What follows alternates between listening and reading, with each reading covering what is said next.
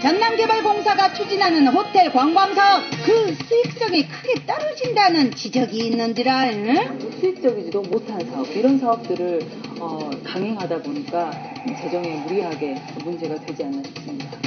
전라남도 역전사업이란 이유로 불도저처럼 밀어붙이는 게 문제를 앞뒤다. 전반의 사업 내용들이 뒤치다거리, 전남도지사의 뒤치다거리 사업으로 일관되고 있다는 겁니다. 오늘 따따부타에서는 비판의 목소리가 끊이지 않는 전남개발공사의 호텔 관광사업을 집중 점검해 볼랍니다.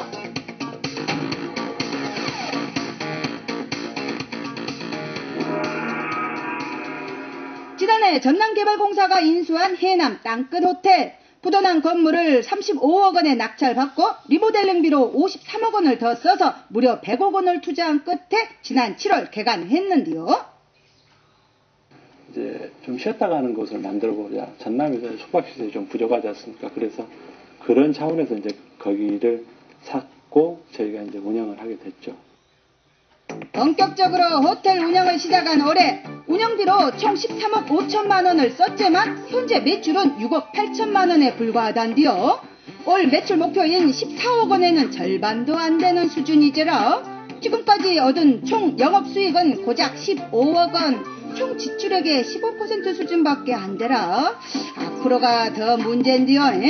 이 현상이 관광객이 25%나 감소하면서 땅끝마을 관광객이 갈수록 줄어들고 있는 추세란데요. 땅끝을 이용하는 고객들이 주로 이제 저쪽입니다. 보길도 갔다 오는 손님들이라든지 지금 이상하게 완도에서 관광 포인트 청산도로 주고 있기 때문에 청산도는 굉장히 지금 많아요.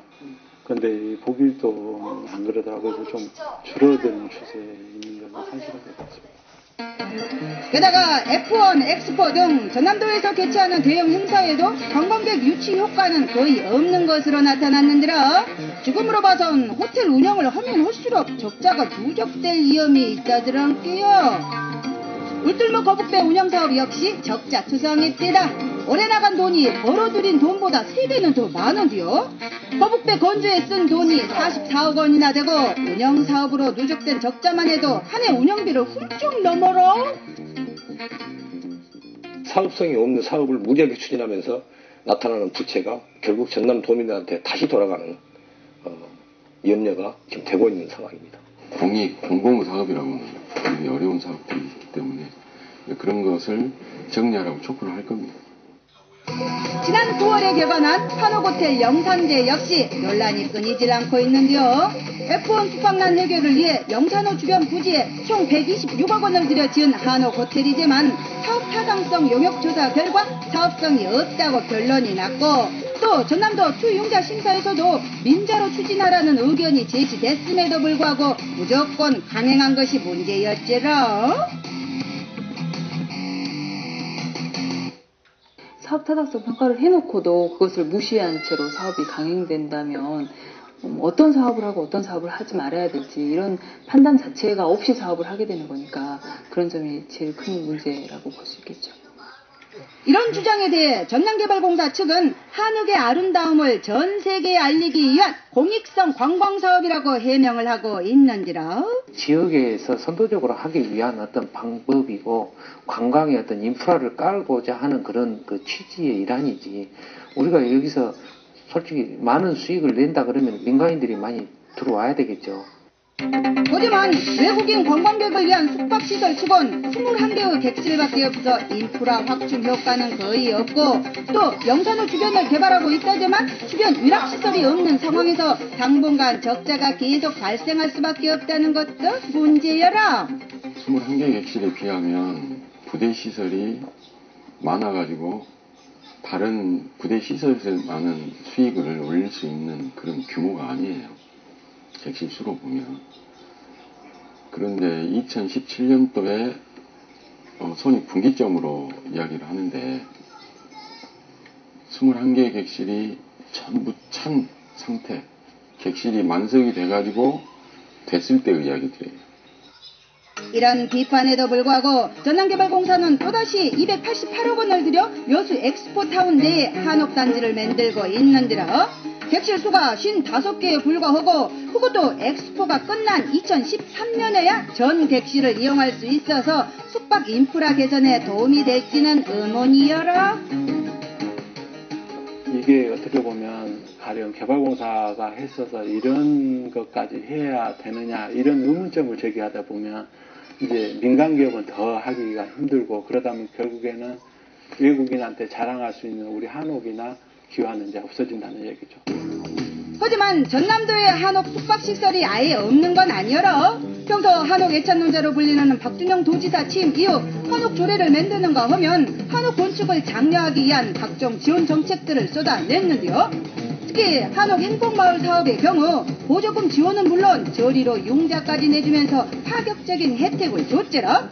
그럼에도 불구하고 한옥 민박 사업으로 얻은 농가 소득은 평균 29만 6천 원에 불과해 논란이 일기도 했는데요. 이런 가운데 전남개발공사가 한옥 호텔을 그것도 2군데나 짓는 건 좀 무리가 아니냐라는 우려가 나오고 있어라.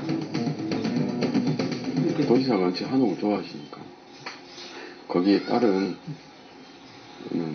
사업들이 치우치죠. 좀 어울리지 않고 비용이 많이 드는 사업들이 나타나고 있어요. 이런 사업들이 사업 타당성이 있다고 판단되면 할 수도 있겠지만 사업 타당성이 분명하지도 않는 사업인데 전남도의 시책을 뒷받침하기 위해서 무리하게 추진되고 있다는 것이 문제죠.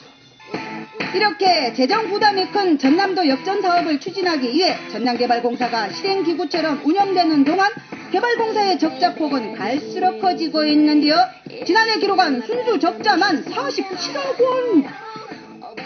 전반의 사업 내용들이 뒤치다거리 전남도지사의 뒤치다거리 사업으로 일관되고 있다는 거죠.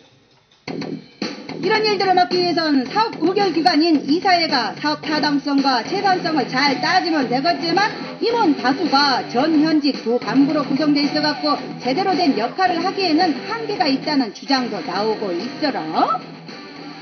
어찌 보면 그러니까 일반적인 제도적 장치에서 사각지대라고 보여지거든요. 자치단체만큼 그리고 민간 사기업만큼의 책임성이 있다고 보여지진 않습니다.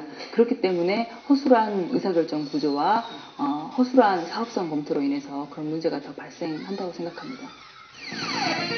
전남도민의 피같은 세금으로 세워진 전남개발공사. 전남도 정책을 뒷받침해주느라 사업 타당성이 부족한 영역까지 진출해 적자 폭을 늘리고 있다는 지적이 있는지라.